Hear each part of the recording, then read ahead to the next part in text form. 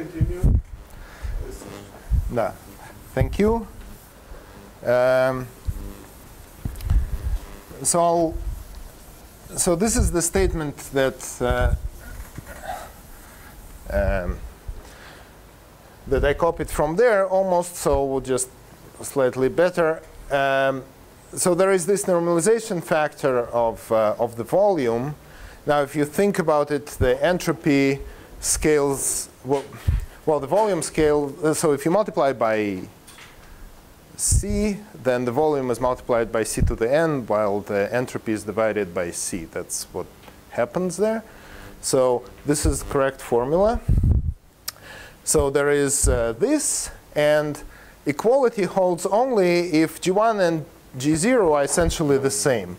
But you know, metrics on the same Riemannian manifold, if you kind of change variables, it's like precomposition with diffeomorphism. Okay. So one of these two metrics is already yeah, and one of them is locally symmetric. That's the assumption, G0. So the G0 is the smallest entropy of all. Yes, exactly.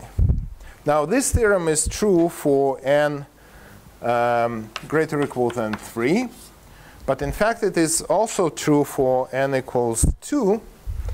It was proved earlier by Katok by completely different methods that don't generalize to higher dimensions. So he proved the inequality and showed that the equality happens if and only if in the conformal class of G1 there is a constant curvature metric. So it's since on surfaces there are many.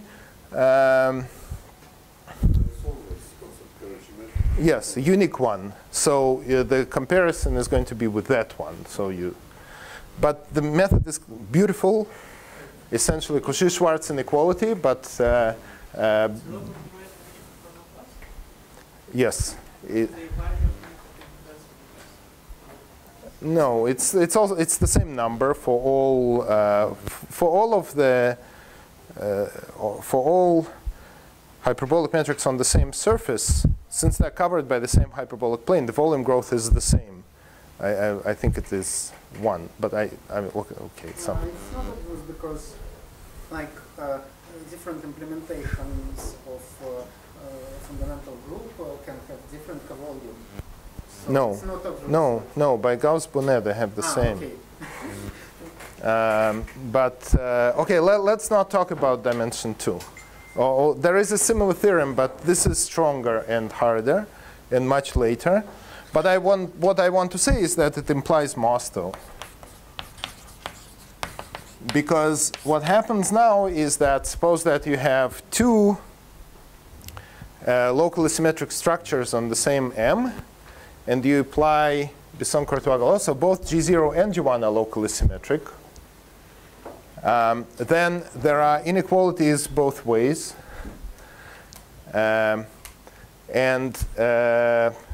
Therefore, you get equality. One has to be a little careful here with, I don't know, I mean, if you know already that the volumes are the same, then it's just like that. If they're not, then you choose one or the other depending on these numbers. Yeah. No, the way I wrote it, it's fine. Yeah. So these numbers, both inequalities have to hold, and therefore this is true. Because if they are both locally symmetric, then both this holds, and therefore this holds. This much we agree. But equality holds only if the metrics are proportionate. Well, I mean, the coefficient of proportionality here, I'm a little confused. I mean, it's one or the other, maybe nth root, whatever. One? I mean, we can figure it out. The same metric. Okay, well, what's important is the proof. So the proof. Does not say anything about the fact that we can find the isometry within the same homotopy cluster. No, it is. So this diffeomorphism is homotopic to identity. It's yeah, it's there. Let me draw the picture, and I'll how the proof goes. It's a fantastic proof. What they do is they construct, so what did I talk about? Yes. what they do is they prove, so that is done. Now BCG, they construct something called a BCG map. That is the magical tool, but it has the following properties. So we are given, so we're going to construct a map F from MG1 unknown metric. Well, it's going to be a map from M to M. So in C1 class, so it is not only continuous, but it is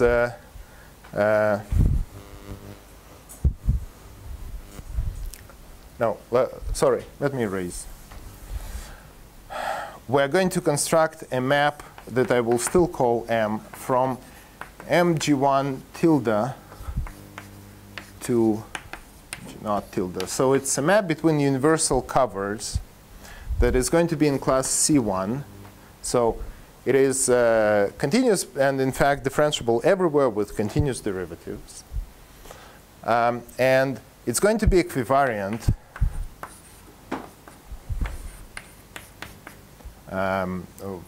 for elements in fundamental group. So if M is closed manifold, that secretly implies that the degree of F is not 0. Because and what's important is that, no, sorry. There is this map that implies that F descends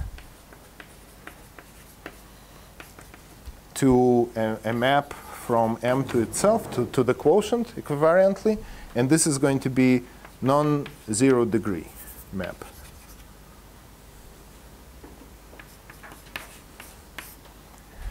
This is the only place where co-compactness is going to be playing a role.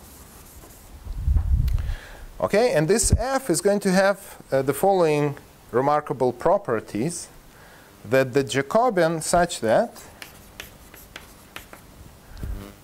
if you look, it is C1 map, so you can look at the derivative. So it's a Jacobian. At every point, the absolute value of the Jacobian, which is the determinant of the derivative, is bounded by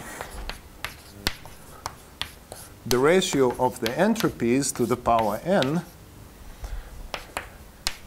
And 2, if at some point, if at some x in M or M tilde, you have equality here is equal to, let me write H0 and H1 for those. Then at this place, then at this x, the derivative of F is scalar. It's H1 over H0 times, it's multiplication. It's a homothety. Okay? So there is going to be some magical map. Now, suppose that you proved this. So there are these 3 facts. Then you just look at the volume. Because F is non-zero degree, it is onto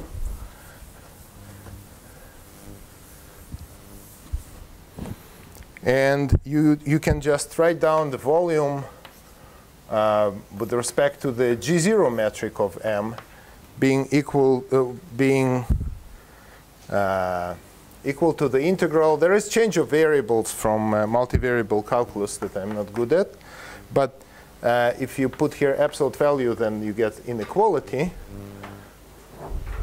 right? And this is going to be to the volume on to the so dvol 1, I think. This is because of the first part. It's going to be bounded by this constant times the integral of the manifold with respect to G1. So it is times the volume of G1, right? So that proves, so if you multiply here, that proves the first claim. This is the inequality.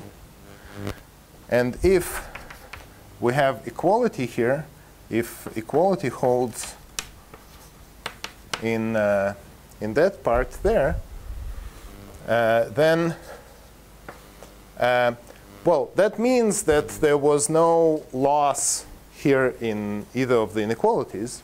That means that the Jacobian is the same sign all the time. But in particular, that there was equality here for every x, because this is a continuous function.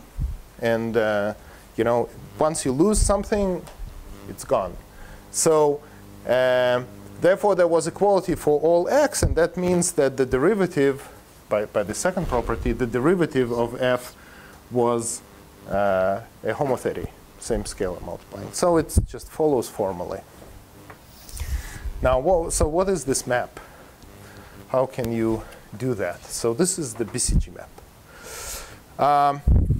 I will actually try to, so maybe just imagine master rigidity. I mean, it's certainly a beautiful result, but even reproving master rigidity would be wonderful.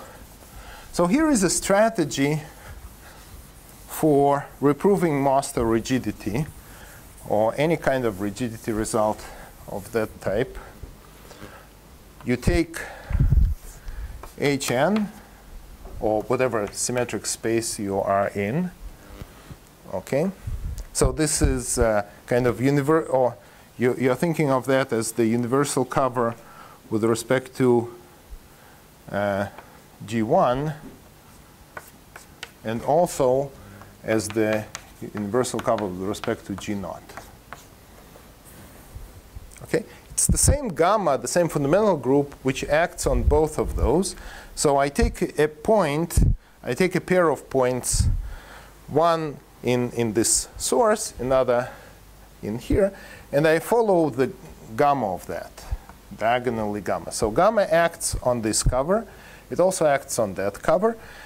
And I'm following a pair of points in the universal covers.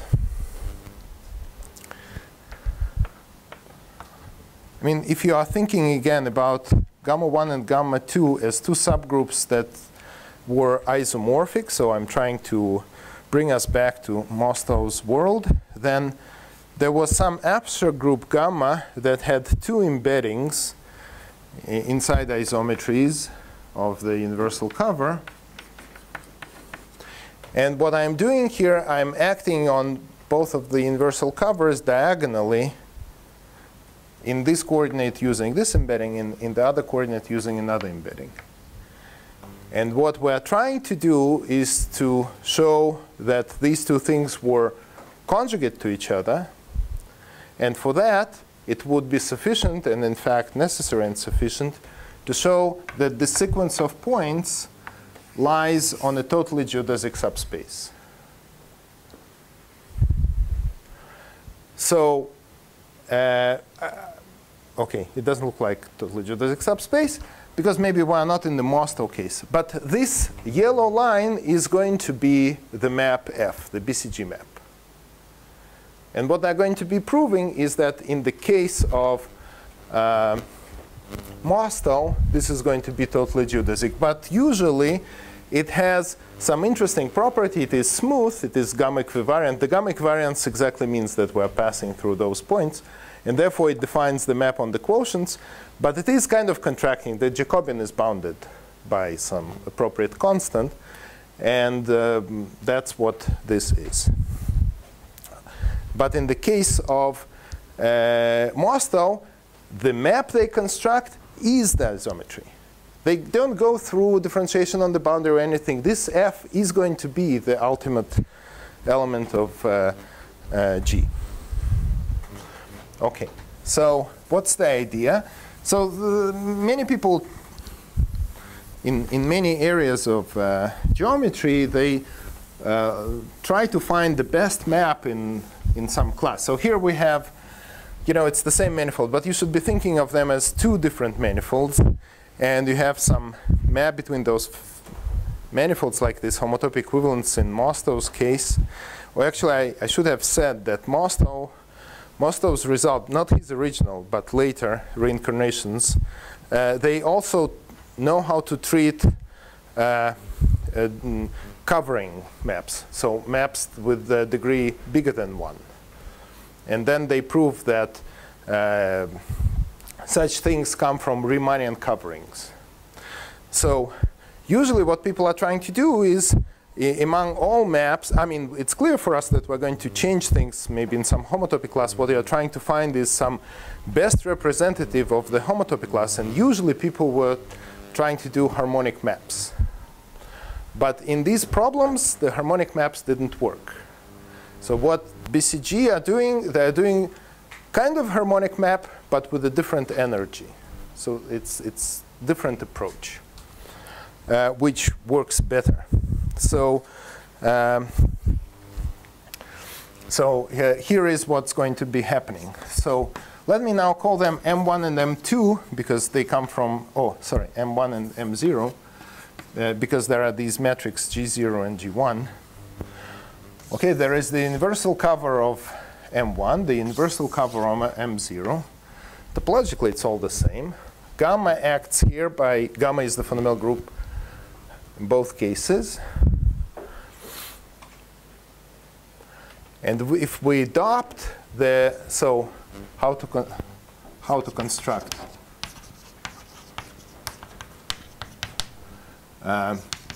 the desired f.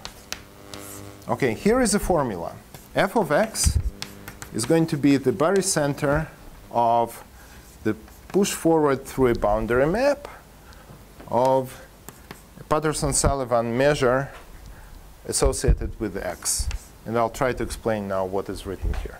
So we start from this M1 G1, or rather its universal cover. Given any point here, x, associated to that, there is some kind of measure at the sphere at infinity, which was constructed and studied by many people, but introduced by Patterson. This is a measure, a finite measure, on the boundary at infinity, at the boundary of the universal cover, on the absolute, as you call it. So if this is, again, if we're in the setting of Mostow, I can tell you what this is immediately. What this is you take, so if this is Hn, then for every point inside Hn, there is the stabilizer of that point in the group of isometries. This is maximal compact group. It acts transitively on the boundary. And this transitive action of this compact group has a unique invariant measure that comes from the Haar measure of that thing. So in Hn, it is kind of the round measure on the sphere, except that when I say round sphere, it's unfair. It depends on from which perspective you are looking. So if your model of the hyperbolic plane is this kind of ball and you fixed your base point here, then we all feel like uniform distribution here is good. But then if you move this point around, the mass kind of gets, it's the image of the original round sphere by the action of G. So G moves x to xg. It also moves nu x to,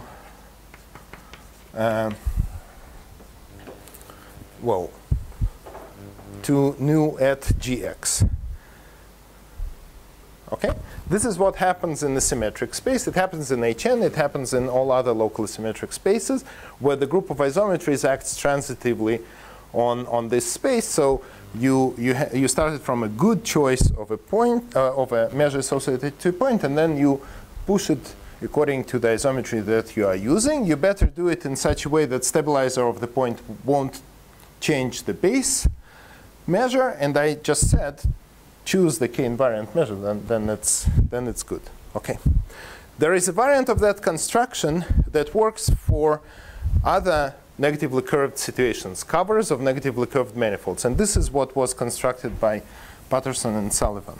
So what Patterson does, so Patterson-Sullivan construction,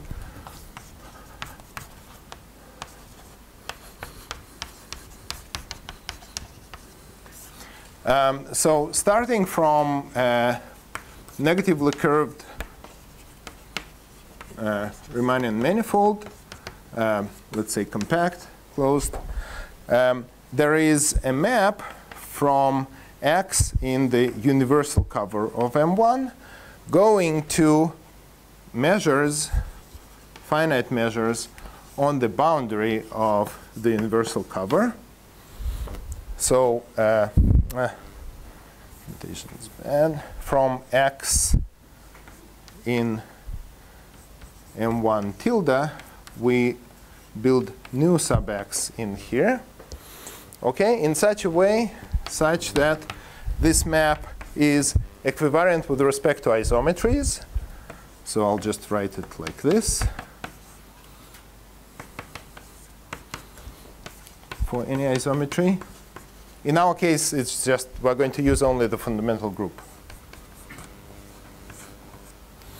And two, these all measures are in the same measure class, and they have a very nice description for their Radon-Nikodym derivatives. There is a formula for that in terms of what's called the Boozman function and the volume entropy.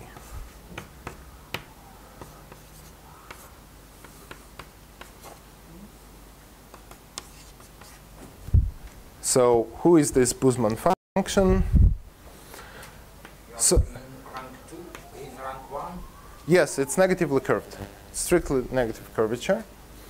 Yeah, in high rank, you know, it's not clear what to do. So I have 3 points, x and y inside and theta on the boundary. And I'm trying to look at theta through the point of view of the observer in x and from a point of view of the observer in y. Theta is in the absolute, so it's far away. But if I send the messenger towards theta, I can measure the distance from x to this messenger and from y to this messenger. And there is a difference between these two distances. And the fact, I mean, one of the features of negative curvature is that this difference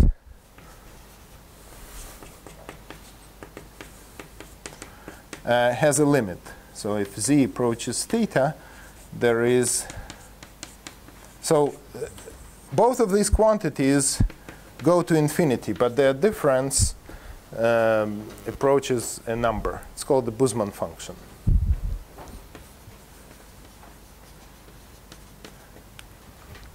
So this Boozman function has several properties, but one of them I'll record here not to forget.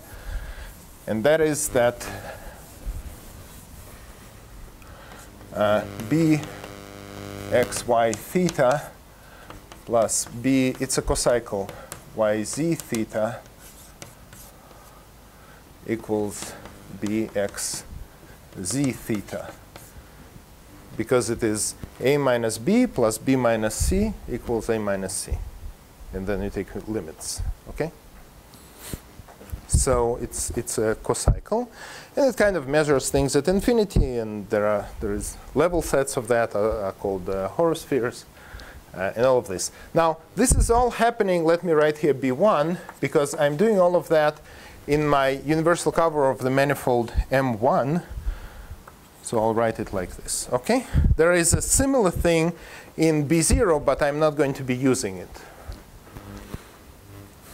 OK, so the existence of such family of measures and actually uniqueness of this is part of this Patterson-Salvan theory. I'm not going to do it anymore. But that's the only thing you want to know.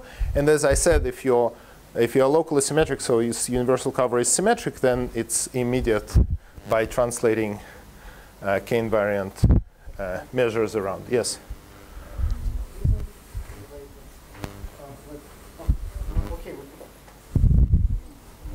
Is it true that this measure can be constructed in a naive way by taking a round measure Yes. in a space of outgoing geodesics and projecting? Yeah, equal distribution on large spheres and then taking some, yeah, but that's exactly the proof, but you need to prove that this works. Okay. But the construction is... Yeah, that's how you get it, yeah.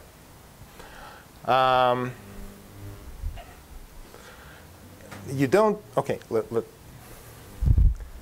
you didn't say the things which could have been wrong, so I'm not going to. Now, what is this barycenter? This is another beautiful idea that somebody else came up with, but I forgot who. But in this combination, it was only theirs. So what is a barycenter map?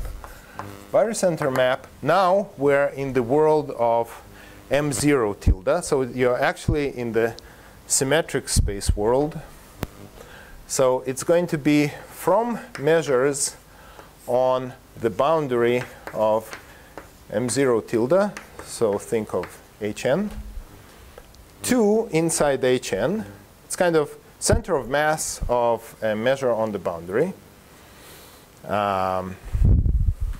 What am I writing? To M0 tilde. It's a map with some nice properties. Now, well, it's not going to work for all measures. But let's say measures which have no atoms. For those finite measures without atoms, it's going to work. And maybe full support, too. No, full support is not important. So what's the barycenter? So this is what the energy functional where it becomes good. So I have here some measure. Let's call it mu. OK? So it's maybe a probability measure or finite measure on the boundary of Hn. Now, I fix a point P that is going to be reference point forever. And for every little x inside, or maybe let's call it y, for every y in this M0 tilde, which is Hn, I'm going to look at the integral. So it's like energy of y, sorry, energy that depends on mu, and also on the base point P. And this is going to be the energy of y. It's going to be the average distance from I to the points at infinity measured by m. I'm going to take this and integrate with respect to theta, with respect to mu on the boundary. So here is an interesting thing. So this is some number. It's actually easy to see that for a fixed y, this Boozman function, do I still have the definition? It is bounded by the distance between the 2 points, right? By triangle inequality. The limit when exists, it's bounded. So I'm integrating some bounded function with respect to probability measure or finite measure. So there is no worry. There are no worries about integrability. Now, let's look at this when as y varies. We're going to try to minimize this. Here is what happens. First of all, each one of those functions is convex. The Boozman functions are convex. This is somehow easy. That's because the triangles are curved in. I mean, maybe it's not even important. They're convex, OK? So the average is also convex. When, in fact, it's going to be strictly convex and proper, going to infinity if y goes to infinity. Now, these additional properties have to do with the fact that we assume mu not to have atoms, because when you start approaching some place here, the distance from P to Y, I mean, there is some mass. Assuming that there is some mass here, this difference is huge. It becomes huge. And therefore, this value will be very large. So these facts, I mean, they need some verification. But I'm trying to say that they're soft and just follow from geometry if you are careful. I mean, there are a bunch of lemmas. But because of this, this is a strictly convex function that goes to infinity when you go to infinity. So it has a unique minimum. The unique minimum of that is called the barycenter. The point, y0. The barycenter of mu is the unique minimizer of that functional. Yeah, but I fixed p, and that looks worrisome. But if you look at two different values, p and q, then this cocycle equation tells you that the difference of the two energies is the constant, which is the integral of b pq theta d theta. And therefore, it's still same minimizer. So it's independent of the base point. Thank you. It was, yeah, you fell into the trap. So there is a unique minimizer, and this is called the barycenter. Now, there is a better explanation to what the barycenter is actually. That I'm proud of. So imagine that you are walking in this space, and you have this nimb, you have this tangent space on top of your head, okay? And it has the unit sphere, the vectors of length 1 around you, okay? Each one of them can be projected to the absolute. So there is a homomorphism between the unit tangent sphere above me and the infinity. Now I can pull back, I can move the measure mu to my, you know, to these virtual reality glasses above me. Okay. Now I get a measure on. Now I get a measure on this sphere in Rn-1. Now it has a center of mass in the affine sense. It has some point. So what I'm trying to do, the minimizer has the property that it is centered exactly on me. Okay? If it is off, I'm going to move, and everything changes a little bit because I'm getting closer to the center. That's exactly the minimizer. Let's write it down because this is one formula that I'm going to be doing. I don't know what. No, no. Well, that is my interpretation, but the math is not.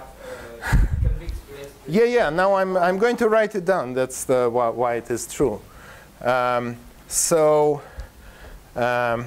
What can I erase?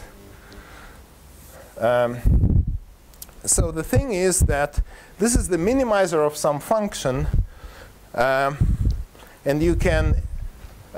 So it's all so p is fixed, but as a dependence on y, these functions are very nice. They're differentiable, these Bussmann functions. And you can take derivative, and of course you differentiate in the integral, not outside. So at the barycenter, you have the derivative of this b naught p barycenter of mu. If you integrate d mu theta, you have, so you can differentiate in different directions. So I have my place here, y naught, which is the barycenter of y. At this minimum, if I differentiate in any one of the tangent vectors, I will have 0, right? The gradient is 0. Oh, sorry. So this is the place for the directional derivative. But what is the derivative of the Bussmann function? If you think about it, the directional derivative of the Bussmann function towards theta, so if I'm here y and I'm trying to move and I see how these numbers change, it is just the inner product between the direction in which I differentiate with the direction of the unique geodesic ray that shoots towards theta. Okay? So what is written here is the inner product between this v and the unique v theta at y naught. So this integral is 0 for every unit vector v. So this is exactly the center of mass that I described with this. Okay. Anyway, there is an implicit differentiation formula here. Okay. Now the BCG trick. So can I? What time should I stop?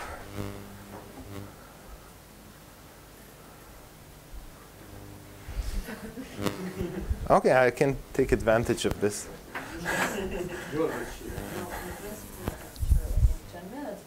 Okay, yeah. No. Oh, 10 minutes, I'll wrap it up. So, so the players. That's 5:30.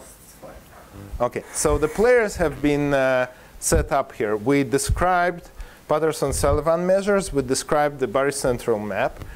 And I already wrote this formula that f of x, which is going to be going from m1 tilde to m0 tilde, which is hn, is the, okay, sorry. So there is m1 tilde on which gamma acts. The quotient is m1. This is negatively curved world. And there is gamma action on the universal cover of M0, which is Hn. And again, it's co-compact action. I mean, the quotient is the same topological manifold, but and here the action is by isometries. Now you use the first steps of Mostel. You use quasi-isometry between these universal covers that comes from the fact that there is a co-compact proper action of the same group on both of those. And these are geodesic proper spaces. So there is a quasi-isometry from here to here.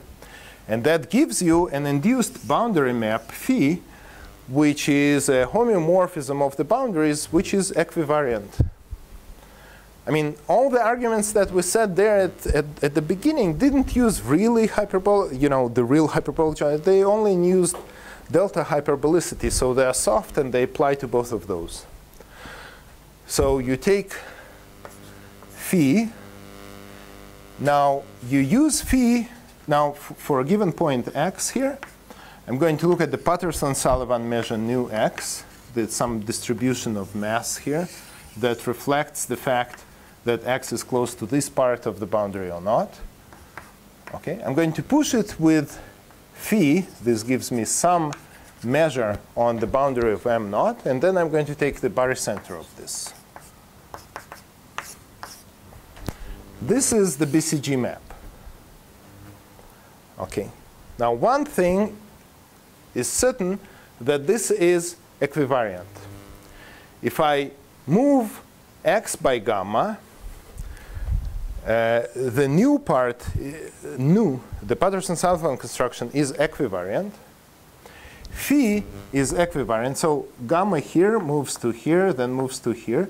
And the barycenter construction, I should have said that, since it is defined entirely in geometric terms, it's minimizing some functional that depends only on geometry, it is equivariant with respect to isometries.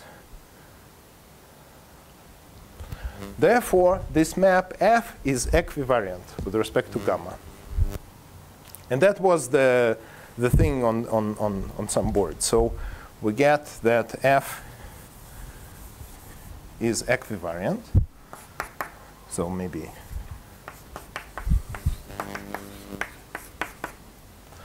Moreover, I can use this idea, since we know, because of the general soft arguments, strict convexity and properness of the function, the minimum is achieved at a unique point, and that point can be characterized by this, equations. You can actually write F as a solution of an implicit function problem. So it's implicit differentiation or whatever that can be written here. I'll copy something.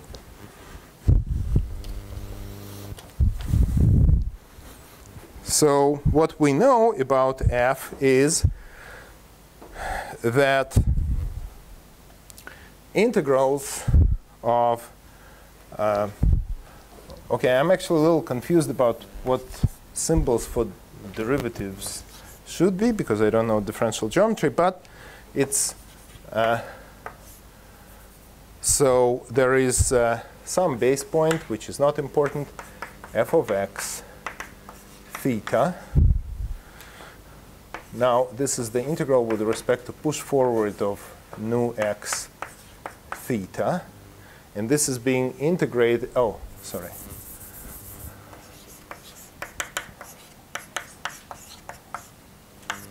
So there are various directions here. This integration is taking place, maybe this is C, it's taking place on boundary of Hn. So this is reincarnation of that formula where mu is the push forward of nu x, and this is what f of x should be. Okay, I just rewrote it. This should be 0 for all vector directions. Okay, let me rewrite this with change of variables now. D nu x, now with integrating over the boundary of the source.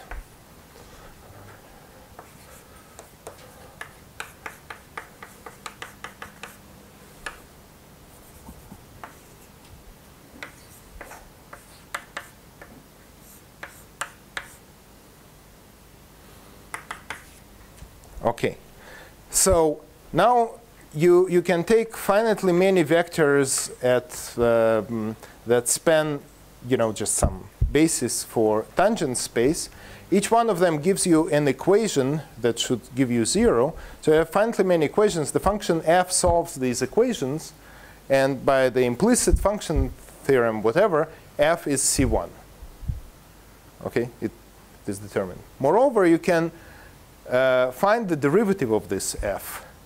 Again, implicit differentiation. So you differentiate with respect to x, kind of, okay, in various directions of x. Now, I'm not going to escalate this anymore, but there are few lines there which involve implicit differentiation. So you get some equations with implicit differentiation, but things that you differentiate with respect to, you get terms which involve the derivative of f at x.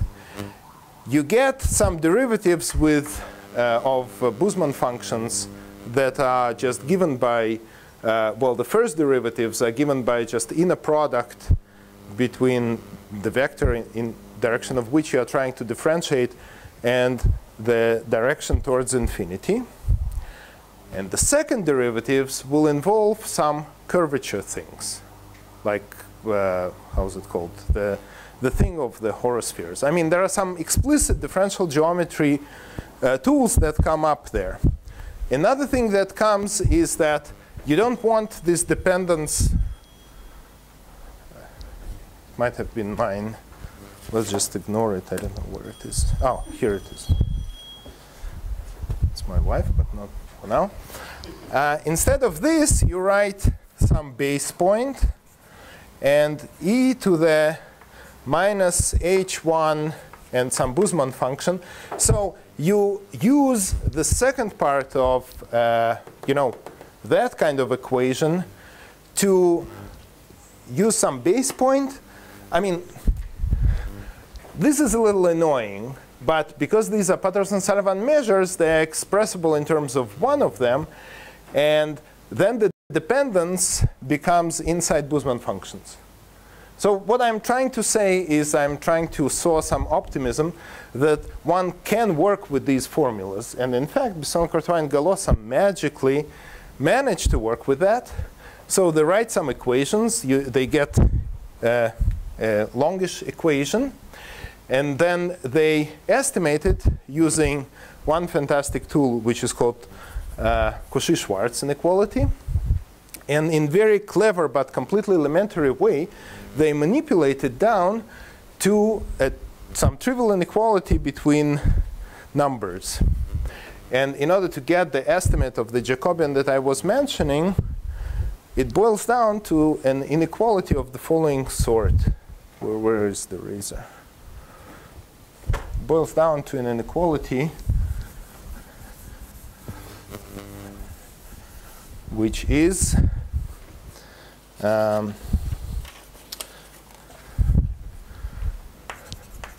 maximum over the usual simplex of the expression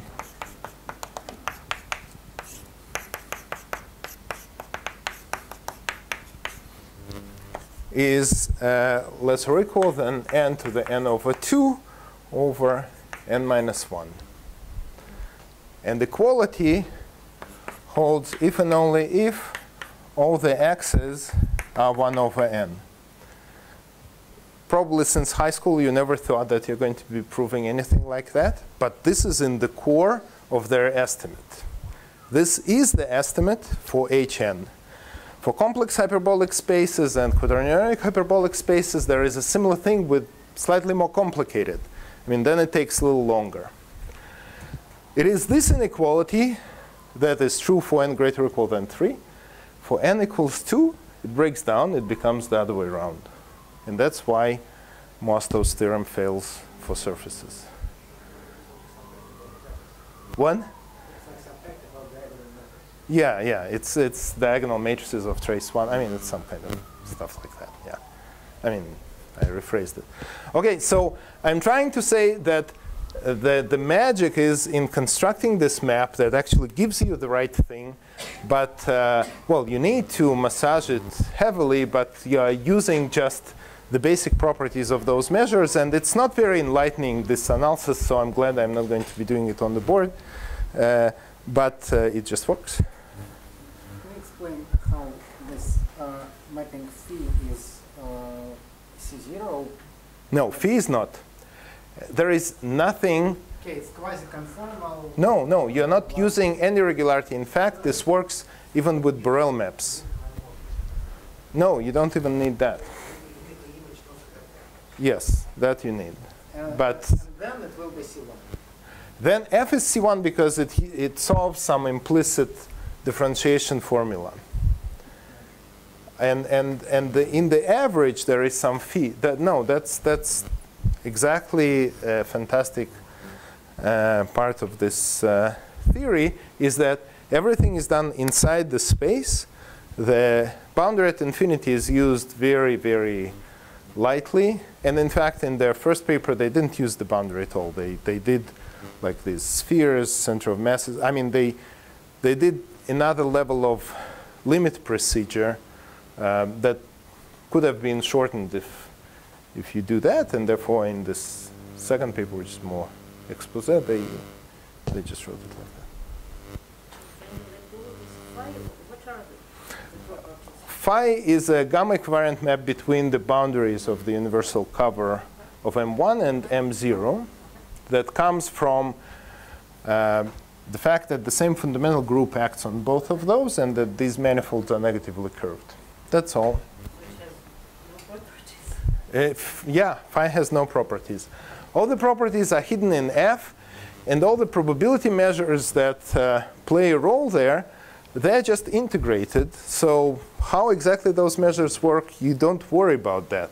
The only thing is that this dependence on X, you don't want to be there. So you use the Patterson-Sullivan feature to explicitly describe the dependence on X in this factor in front of some fixed probability measure. That's what allows those things to work.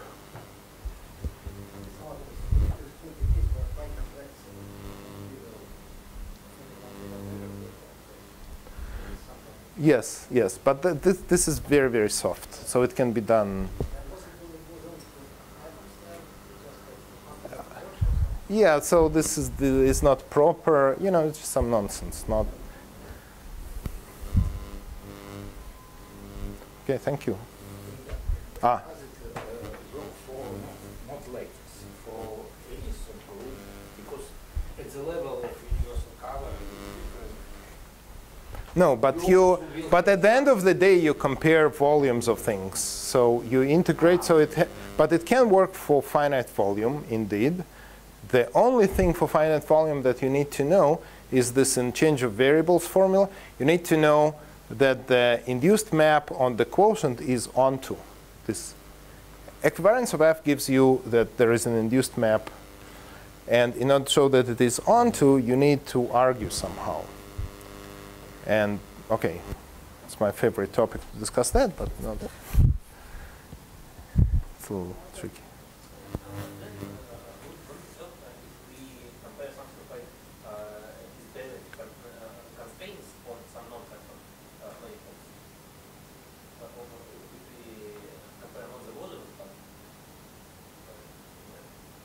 Possible. I mean, OK.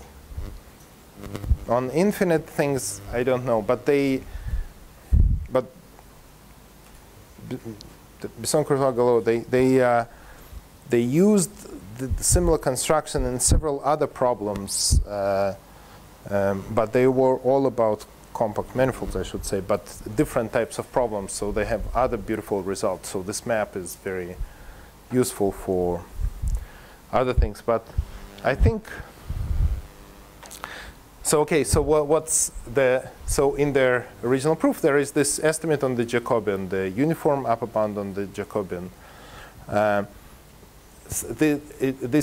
However, it's if you want to analyze this map a little better, it is hard to do so. For example, it's not known if it is Lipschitz a priori. Ends up yes, but now there are some n-1 volume estimates for it that exist for higher dimensions. Oh, OK. Sorry, I withdraw the last comment. That doesn't make sense.